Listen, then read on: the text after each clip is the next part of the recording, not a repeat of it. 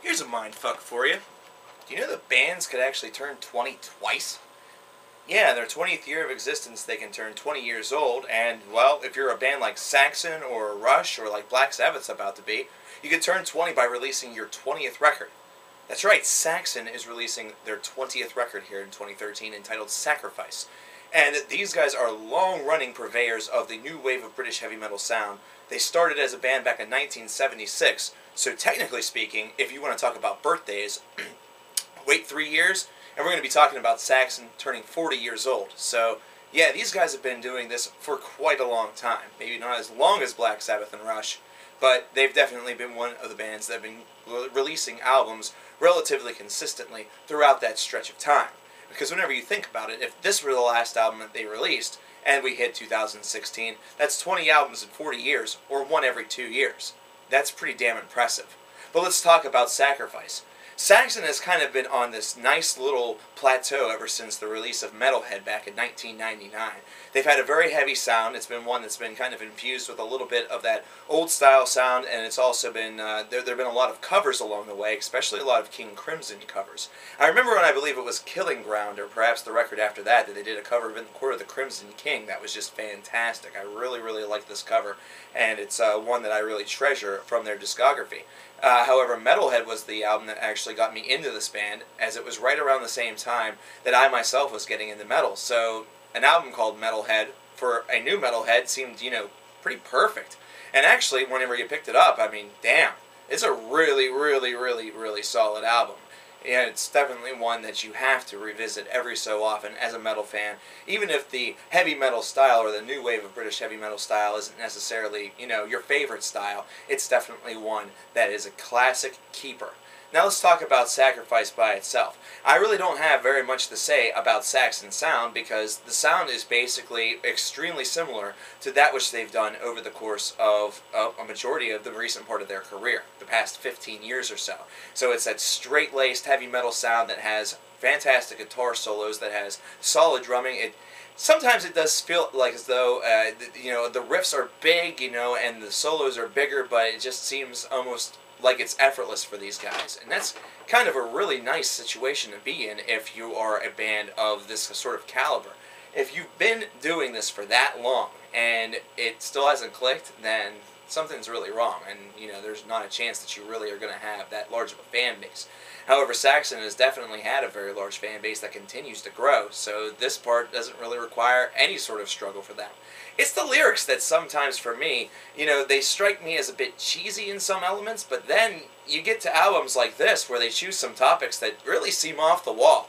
For one, there's a song on here that's all about racing. There's another one that's all about, building ships. The Boys of Oxford, I believe, is the title of the song. There's a couple on here about, 9/11 and rebuilding the Twin Towers in New York. There's one about, the Howling of the Wolf, or the Night of the Wolf, rather, that seems to have a little bit of a darker, evil, sinister, almost satanic element to it. And basically things like this. The last track is called Standing in a Queue, which basically just makes me think of standing in a line. And, well, if you can write a whole song about standing in line and make it sound as fucking badass as this song did, then you're definitely doing something right. But, overall and in general, this album is really solid. It's one of those albums that kind of surprises you because whenever you initially turn it on, it's probably going to be good.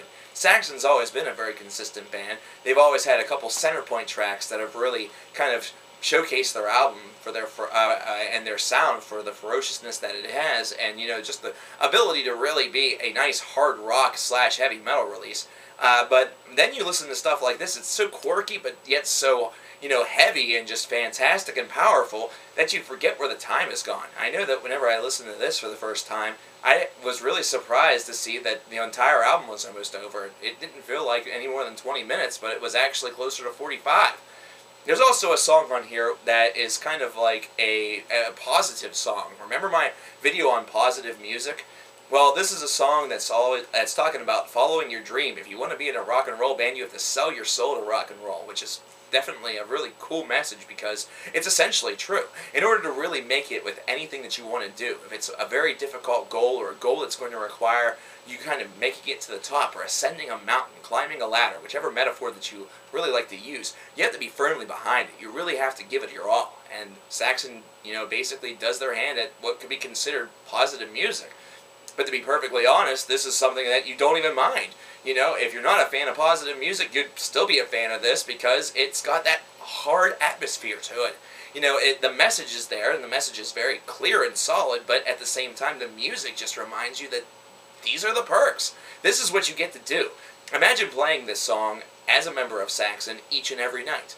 Imagine knowing that you have made it to the top, that you basically are on top of your game, on top of the mountain. You've been doing this, you've been in your profession for nearly 40 years in some cases, and you're basically singing these lyrics, encouraging people to really go after their dreams and go full tilt. Basically telling them that there's no shortcuts in life. It's a really good message, but it's presented in a way that's just awesome.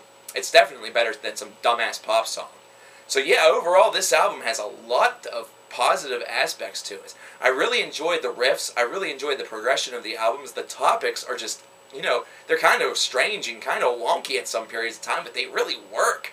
It's something where this style of music, the new wave of British heavy metal, or just the general heavy metal accord, you can really put lyrics about just about anything and it would work just fine. You could talk about masturbating 17 times a day and it would probably be a badass tune. You never know. I would have to give this album a strong 8. Once again, Saxon comes forth and delivers us one heck of a good album. It's something that's easy to listen to.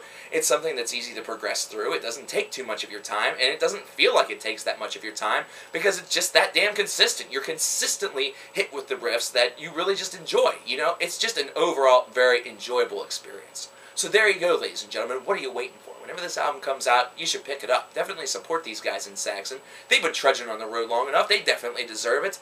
And these boys know how to have themselves one hell of a good time and give you the best damn heavy metal that Britain has to offer. Thank you guys, and have a good night.